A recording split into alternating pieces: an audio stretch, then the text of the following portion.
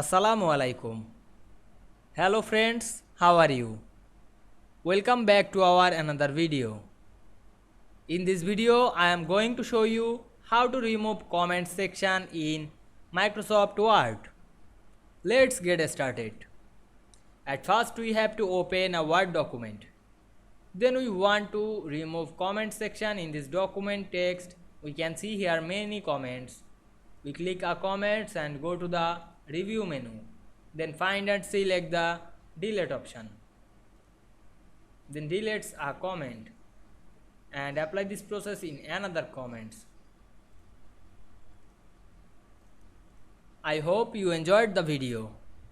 Please like, comment, share and subscribe my channel. Thanks for watching.